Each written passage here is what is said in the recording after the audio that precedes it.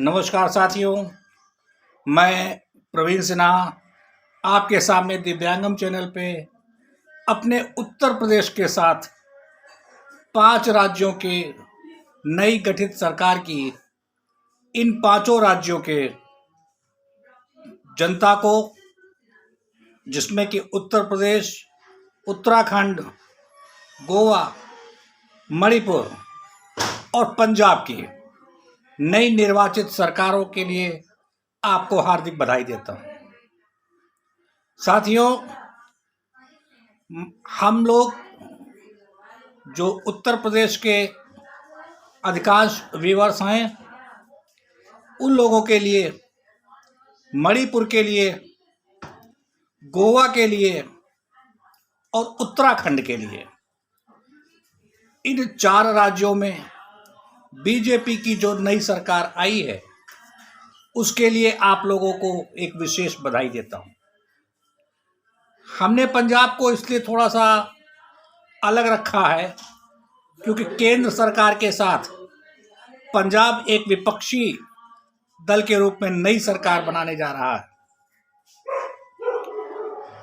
और गोवा को अलग रखने का कारण ये है कि गोवा में जो वर्तमान आज 10 मार्च की रात के लगभग 11:30 बजे के समय है, इस समय गोवा में स्पष्ट जनादेश नहीं मिला। लिहाजा ऐसी परिस्थिति में वहाँ के नागरिकों के लिए एक अस्थायी सरकार शायद मुमकिन ना हो। लेकिन बहुत अच्छी बात है कि मणिपुर, उत्तराखंड के साथ साथ उत्तर प्रदेश में एक प्रचंड बहुमत के साथ भारतीय जनता पार्टी ने सरकार बनाई है।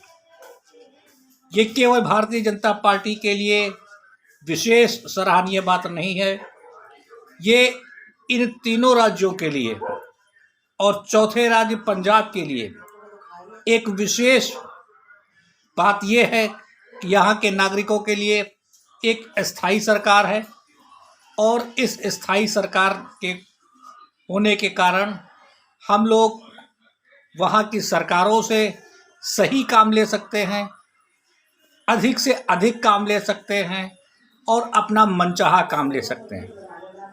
कई काम ऐसे हो जाते हैं जहाँ पर सरकार इस बात की दुहाई देती है कि हमारे पास स्पष्ट जनादेश नहीं है, इसलिए हम काम नहीं कर पा रहे हैं। मैं अब से कुछ क्षण पहले अपने जनपद के एक विधानसभा के विजयी प्रत्याशी श्री सुरेश राही जी के पास उन्हें बधाई देने गया था। जिस खुले माहौल में राही जी ने मुलाकात की, स्वयं भीड़ से निकल के बाहर आए और अपने हाथों से मुझे मिठाई खिलाई, मैं वही एक खुले भाव को भविष्य के 5 सालों में सरकार से चाहता हूं। मैं ये चाहता हूं कि जब कोई दिव्यांग व्यक्ति सरकार के किसी भी प्रतिनिधि से मिले, चाहे वो विधायक हो, चाहे मंत्री हो, चाहे सूबे का मुख्यमंत्री ही क्यों ना हो, वो उसी अंदाज में मिले जिस अंदाज में आज विजयी मुद्रा में आदरणीय राही जी मिले। क्योंकि दिव्यांग जन जब मिलने जाते हैं अपने किसी भी जनप्रतिनिधि से, तो ऐसे दिव्यांग जनों को, अधिकांश लोगों को, इन माननीय विधायक गण के चेले चपाड़े दूर से ही समझा देते हैं कि आज विधायक जी हैं नहीं, आज मंत्री जी हैं नहीं, आज फला मीटिंग है और आज ये काम है, वो बाहर गए। इस तरह के वाकयात ना हो। ये जो सरकार बनी है, ये एक स्थायी सरकार बनी है, विकास के नाम पे सरकार बनी है। लेकिन ऐसा नहीं है कि 5 साल जो बीत गए उसमें जो विकास हुआ उसके आगे विकास नहीं चाहिए। अभी विकास की बहुत सारी संभावनाएं हैं। अभी हमको हमारे मौलिक अधिकार, रोटी, कपड़ा और मकान के साथ साथ स्वास्थ्य, शिक्षा नहीं मिल पा रहा। अभी कुछ कमी ज़रूर आई है, लेकिन अभी भी भूख के कारण लोग मौत को गले लगाने में नहीं बच पा रहे हैं, भूख के कारण मौत को गले लगा रहे हैं या रोटी के अभाव में मर रहे हैं। रोटी पाने की लालसा में नौनिहाल बच्चे और वृद्धजन भिक्षावृत्ति के लिए मजबूर हैं। सरकार भले ही वृद्ध, विधवा और दिव्यांगजनों की पेंशन बढ़ाने का दावा कर रही है। पिछले चुनाव में उन्होंने वादा किया और उम्मीद है कि इस चुनाव में बढ़ाएंगे भी इस सरकार में, परंतु हम लोगों का लक्ष्य केवल और केवल पेंशन नहीं है। ये नवनिर्वाचित सरकार है और जिस वक्त आप लोगों के माध्यम से हमारा ये वीडियो सरकार के समक्ष जाएगा तो विजयी सरकार का वो पहला दिन होगा। मैं इस नवनिर्वाचित सरकार से एक गुजारिश करता हूं कि यदि संभव हो तो ट्रायल बेस पर एक काम किया जाए कि एक विधानसभा में 1 महीने की पेंशन को रोक करके उस पेंशन की निधि से उस विधानसभा के दिव्यांगजनों को रोजगार देने का एक काम किया जाए, एक ट्रायल मारा जाए। जैसे कि मान लीजिए सीतापुर का मैं निवासी हूं, सीतापुर सदर सीट से भारतीय जनता पार्टी के प्रत्याशी विजयी हुए हैं। इस विधानसभा में मान लीजिए अगर 200 दिव्यांगजन हैं और उन दिव्यांगजनों को 1500 रुपये हर महीने पेंशन मिलने का सरकार ने एक वादा किया है, तो हम लोग इस धनराशि को केवल पेंशन के नाम पर उनके खातों में ना डालें। जो दिव्यांगजन रोजगार पाने के इच्छुक हैं, जो दिव्यांगजन इस काबिल हैं कि उनको कोई रोजगार दिया जा सके, तो इस धनराशि का उपयोग एक छोटा सा कारखाना बना करके, एक छोटा सा उद्योग लगा करके उनको दिया जाए। इससे उन 1500 गुणे 2000 रुपए की भी बचत होगी। साथ ही साथ एक जो स्थायी संपत्ति के रूप में एक नए रोजगार के संसाधन मिलेंगे, उससे ये 200 दिव्यांगजन 1500 रुपया महीना से ज़्यादा कमा करके एक सम्मान की जिंदगी जी सकते हैं। सरकार बहुत अच्छे काम कर रही है।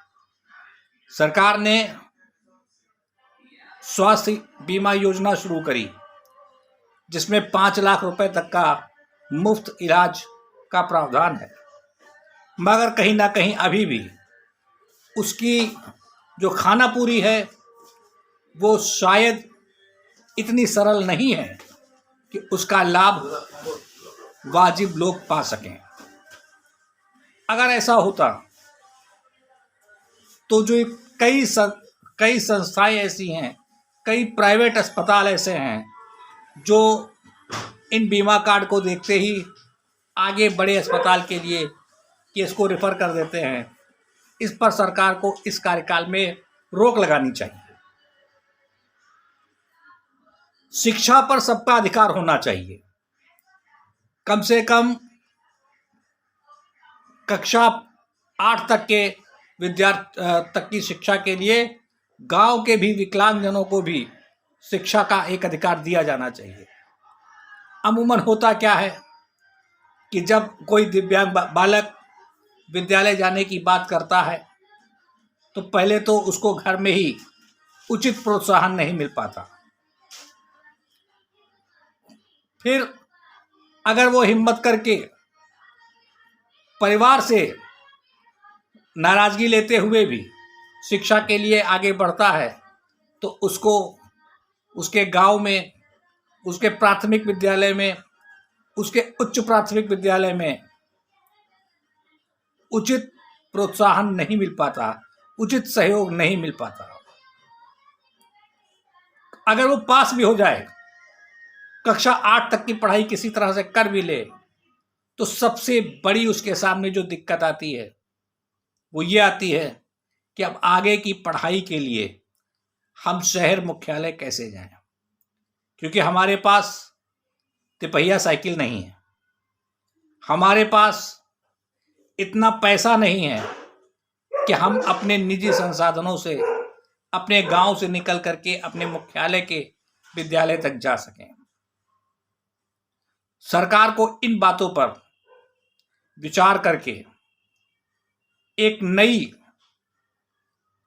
पहल करने के साथ साथ अपनी नई सरकार का संचालन करना होगा। हाँ, ये जरूरी मैं मानता हूं कि तमाम दिव्यांगजन, तमाम वृद्ध महिलाएं, विधवा महिलाएं और वृद्ध जन इस परिस्थिति में हैं कि उनको ना रोजगार चाहिए, ना उनको कोई और सहानुभूति चाहिए, उनको केवल और केवल 2 जून की रोटी चाहिए। उनको उनकी व्यवस्था की जाए।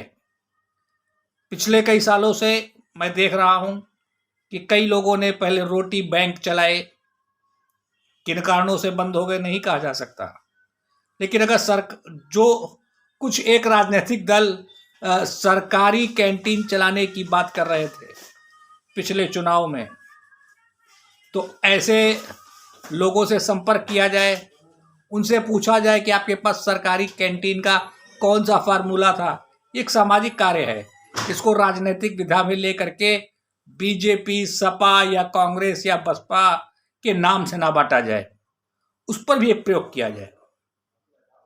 इन छोटी छोटी मूलभूत जरूरतों को अगर ये नवनिर्वाचित सरकार पूरा करेगी तो यकीनन दावे के साथ ये कहा जा सकता है कि बहुत उपयोगी हमारा योगी। इस सरकार के लिए जो एक चुनौती है, जिस सरकार उन चुनौती के कारण योगी जी को बुलडोजर बाबा के नाम से भी नवाजा गया, वो है गुंडों और माफियाओं का दमन का मामला।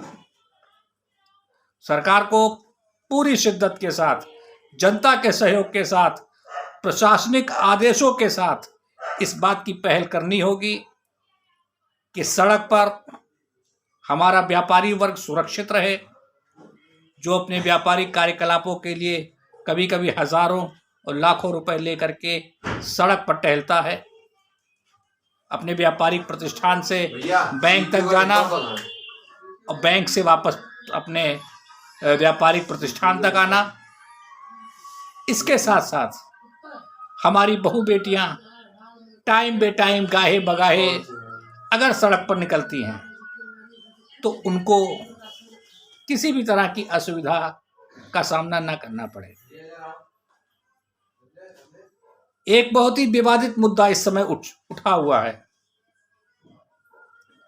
वो है नकाब का। हमको हमारे प्रदेश में, हमारे देश में एक ऐसा माहौल बनाना चाहिए, ये सरकार का दायित्व होना चाहिए कि कोई भी महिला, हमारी कोई भी बहू बेटियां किसी दबाव में पर्दे में ना आए। वो भी हम लोगों के साथ कंधे से कंधा मिला के एक आधी आबादी के रूप में काम कर रही हैं और काम करना चाहिए। मैं ये चाहता हूं सरकार इन बातों को प्राथमिकता पर रखे और एक सफल 5 साल के कार्यकाल को पूरा करे।